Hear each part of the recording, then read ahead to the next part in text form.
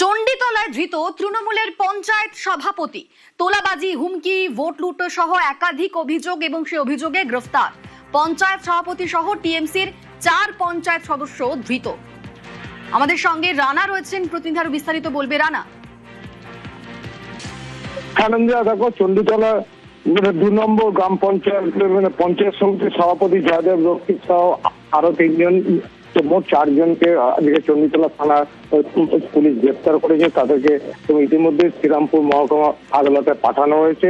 তাদের বিরুদ্ধে অভিযোগ যে যখন শাসক দলের ক্ষমতা থাকাকালীন এই জয়দেব রক্ষিত সহ যে বাকি 3 জন, সুব্রত ঘোষ, সুকুমার দেবনাথ ও দিবাকর কুন্ডু, এরা কিন্তু 3 জনেই সক্রিয় যেমন তৃণমূলের নেতা কর্মী ছিল এবং গ্রাম পঞ্চায়েতের সদস্য ছিল। ক্ষমতা থাকার সুবাদে পুলিশের, যেহেতু সেই সময় শাসক দলের পুলিশ সেইভাবে তাদের বিরুদ্ধে কঠোর কোনো সাজা বা কোনো অ্যাকশন নিতে পারেনি, সেই সুযোগকে কাজে লাগিয়ে তারা কিন্তু দীর্ঘদিন ধরে বিভিন্ন জায়গায় তোলাবাজি করেছে, হুমকি দিয়েছে, খুনির হুমকি রয়েছে। পাশাপাশি পঞ্চায়েত ভোটের সময় যে পঞ্চায়েত ভোট লুট করেছে, বুথকে দখল করে তারা ভোট লুট করে তারা ক্ষমতায় এসেছে। দীর্ঘদিন মানুষের অভিযোগ ছিল, সেই অভিযোগে তাদের বিরুদ্ধে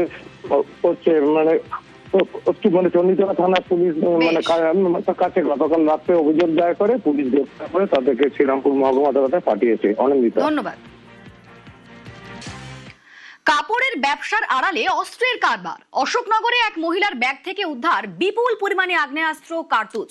পুলিশের জালে রিভলভার লেডি।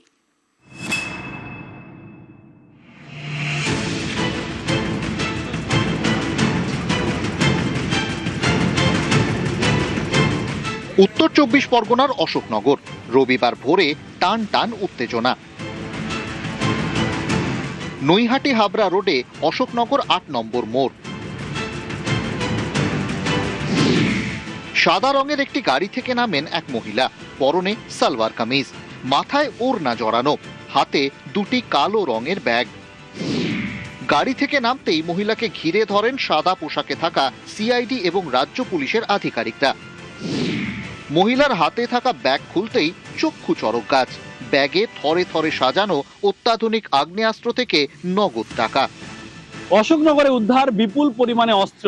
এক মহিলা অর্থাৎ নৈহাটি এলাকা থেকে পুলিশ তার পিছন নেয় এবং যখন অশোকনগর 8 নম্বর এলাকায় আসে তার কাছে 2টি কালো রঙের ব্যাগ ছিল। সেই ব্যাগ খুলতেই দেখা যায় যে বিপুল পরিমাণে অস্ত্র রয়েছে, 200 রাউন্ড কার্তুজ এবং সেখানে রয়েছে 6টি আগ্নেয়াস্ত্র, দামি অত্যাধুনিক আগ্নেয়াস্ত্র এবং 12,000 টাকা। অনেক কিছু অস্ত্র আর আর্মসগুলো রিকভারি হয়েছে। ও তো প্রথমে জবলপুর থেকে বেরিয়েছে, তারপরে এখানে এসছে, তারপরে কোথায় ডেস্টিনেশন এগুলো it's a matter of investigation. Route পর্যন্ত গিয়ে যারা যারা ইনভলভ আছে সবাইকে আমরা অ্যারেস্ট করব। মহিলা এরকম একটা ক্যারিয়ার থাকবে এটা অনেকদিন পরে একটা আমরা পেয়েছি।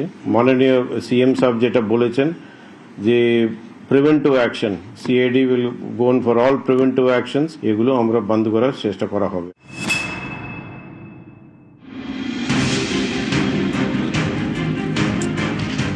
পুলিশ সূত্রে খবর, ধৃত মহিলার নাম পূজা বিশ্বাস। তার কাপড়ের ব্যবসা। অভিযোগ, এই ব্যবসার আড়ালেই চলত অস্ত্র পাচার। 2023 সালের নভেম্বর মাসেও অস্ত্রসহ গ্রেফতার হয়েছিলেন তিনি। 1.5 বছর জেল খাটার পর ছাড়া পান। 2023 সালে নভেম্বর মাসে উত্তরবঙ্গে বাসে চড়েছিল এই পূজা বিশ্বাস।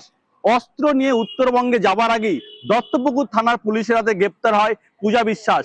তারপরে বছর 1.5 জেল খাটার পরে তিনি আবার জামিন পান। নতুন করে আবার সেই কাপড়ের ব্যবসা অর্থাৎ পুরনো কাপড়ের ব্যবসা নিয়ে তিনি এলাকায় ফেরি করতেন, আর এই কাপড়ের আড়ালেই চলতো অস্ত্র কারবার। মা এর আগেও কি অ্যারেস্ট হয়েছিল?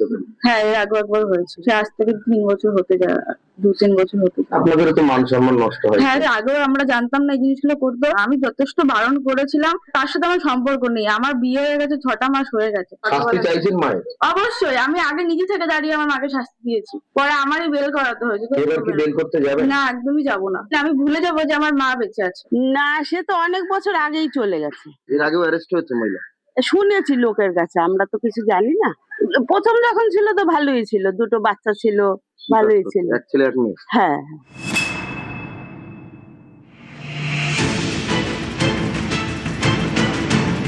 পুলিশের অনুমান অশোকনগরের ঘটনায় আন্তঃরাজ্য অস্ত্র পাচার চক্রের যোগ রয়েছে। পূজা বিশ্বাসের কাছ থেকে পাওয়া গিয়েছে শিয়ালদা থেকে বিহারের জামালপুর যাওয়ার ট্রেনের টিকিট।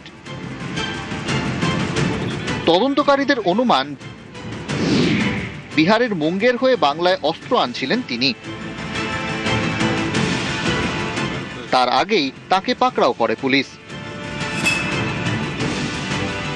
তৃণমূল আমলে মানুষের হাতে রোজগার ছিল না। যখন মানুষের হাতে বৈধ রোজগার থাকে না, মানুষ তখন রোজগারের অবৈধ পথ খোঁজে, কারণ মানুষ তো না খেয়ে বেঁচে থাকবে না। তো তৃণমূল আমলে এবং তার আগে বামফ্রন্ট আমলেও শিল্পায়ন না হওয়াতে লোকের হাতে কাজ নেই, সেই জন্য মানুষ এই ধরনের অবৈধ কাজকর্ম বেছে নিয়েছে। এবং গত সরকারের সময় এটাকে আটকানোর কোন রকম চেষ্টাও করা হয়নি প্রশাসনের তরফ থেকে।